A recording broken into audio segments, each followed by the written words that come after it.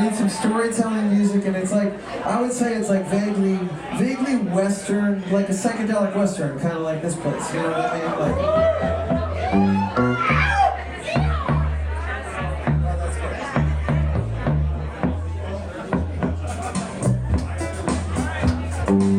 okay, so the first time, all right, so this is basically what happened. I turned 40 a while back. I had a birthday party in New York City with my New York City friends, and in Vermont where I live, and I also threw it out to a few of my LA friends, and I was like, I want to have a party in LA, and we decided that we were gonna take a little posse and come out here to Joshua Tree and rent a really fucking weird Airbnb and hang out in Joshua Tree and get weird and hang out at Pappy and Harriets, because I've been hearing about this place forever, and I was like, that's what I want to do to celebrate this whole new decade. It's like, what a weird, crazy place. So we rent this Airbnb, and the guy's name is Benoit, and he's like, meet me at Pappy and Harriets, and I would give you the keys. And so it's like 10 o'clock at night, the GPS doesn't work, and we're not totally sober. I mean, like the driver's sober, I'm not at all. And I'm like, play it cool, and I'm really not very sober. And I walk in, and on this very stage, there's like a lesbian steampunk band covering like Johnny Cash or something, and I'm like, this is the most beautiful place I've ever seen in my life. There's no way, like every expectation had been met within the first 13 seconds of me walking into this place. So we get the keys, we leave, we got our weird Airbnb, which is a whole other story.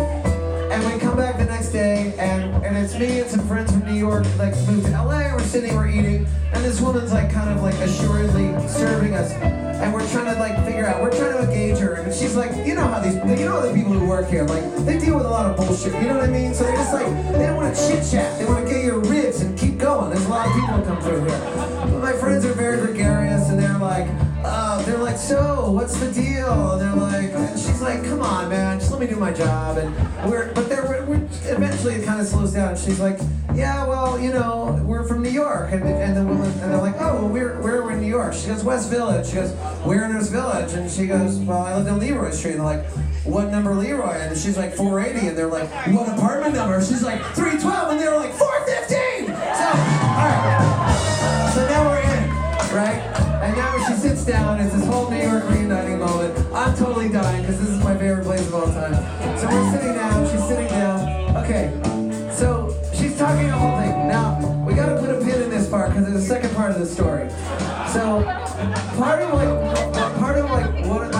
my whole crew in LA is like these weirdo, like creative people. They're like writers and directors and actors and actresses, and they're just like a whole slew of like just total fucking weirdos. And part of what I like about these guys is they would occasionally take these crazy trips. Like they would rent a school bus and dress up in all white and go to the horse race and call themselves the Cult of Terry. And it was just like this really insane creative expression, and they would do this all over the world, and it was really a very beautiful thing. And one of the things is like, my buddy told me that one time as a goof, he's obsessed with Pioneer Town. They all dressed up, like 100 people dressed up like pirates and came to Pioneer Town. And then they came to Pappy and Harriets. And so, okay, so now we're back to the other story. I told you I don't really know how to tell this, but I think I'm doing a good job. So we're talking to a lady, just one of the couple of ladies that own this, and I was like, hey, I have a weird question. I was like, do you ever remember like a bunch of pirates showing up in a school bus? And she looked at me and her like jaw dropped. And she goes, that's why we bought this place. Okay, so here's the backstory. She said, so they were a couple and they were in New York, and they were like, we've been in New York forever. We heard about this biker bar, and they came out here and they were kind of hemming and hawing. They're like, should we buy it? We don't know what to do. And they weren't really sure what to do. She's like, we were sitting there, and all of a sudden, 100 people dressed like pirates walked in the front door, and we're like, we're definitely buying this place. And that's kind of the story, except that the punchline is that guy is my friend Pete, and he's right over there.